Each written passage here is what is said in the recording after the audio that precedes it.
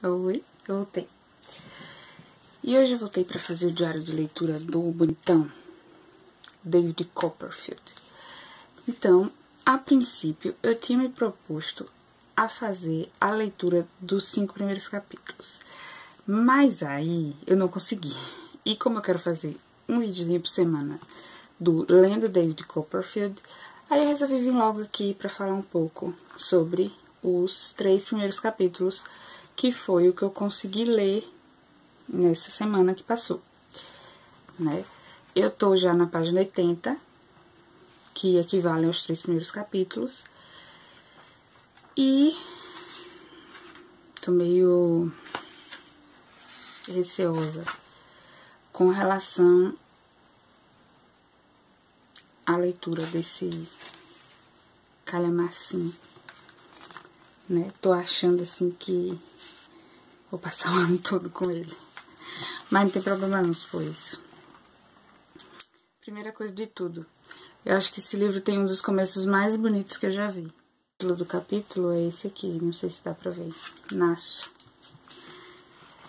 E aí ele diz o seguinte: se serei o herói de minha própria vida, ou se essa posição será ocupada por alguma outra pessoa, é o que essas páginas devem mostrar. Para começar minha vida com o começo de minha vida, registro que nasci, conforme me informaram e acreditei, numa sexta-feira à meia-noite. Notaram que o relógio começou a bater as horas e comecei a chorar simultaneamente. Então ele já nos diz, né, que ele acha que nasceu nesse horário, nesse dia, porque assim o disseram e ele resolveu que ia acreditar naquilo. O que eu posso dizer até agora é que o livro é gostoso de ler. Ele é divertido até. Ele tem umas sacadas e umas passagens que a gente dá até risada, né? Porque parece uma coisa maçante, chata por ser um livro da era vitoriana, e aí tem uma série de características que depois eu vou me aprofundar mais com vocês aqui, mas ele não é chato, ele é fluido, ele é divertido. Ele é rico em detalhes. Ele faz um trabalho de mostrar pra gente todos os detalhezinhos dos lugares, dos momentos, das pessoas, aparência física, como cada lugar se mostra, como cada sentimento que nasce em David a partir dos lugares, das pessoas, das conversas, dos relacionamentos que ele vai desenvolver desde a infância, né? E aí os 3 primeiros capítulos equivalem justamente ao Nasço, que ele narrando como foi o nascimento dele, e nesse nascimento aparece uma tia que é irmã do pai dele. O pai dele já tá morto, a gente já sabe disso, que ele já nasce órfão de pai, porque o pai dele morreu antes dele nascer. E aí a tia que quer se tornar tutora ou madrinha dessa criança, só que essa tia quer se tornar tutora de uma menina. E aí ela não concebe a ideia de que na verdade é um menino. E quando o médico diz a ela que é um menino, ela simplesmente some. Como eu já vi que ele dá umas dicas aqui no livro, que depois ele mostra lá na frente que essa ação aqui significa uma ação lá na frente, ou uma resposta lá na frente, talvez essa tia volte. Mas a princípio ela foi no dia do nascimento, e aí ela viu que não era a menina que ela queria e ela foi embora. E aí, no segundo capítulo seria o observo. Então, ele mostrando o ponto de vista dele acerca dessa infância.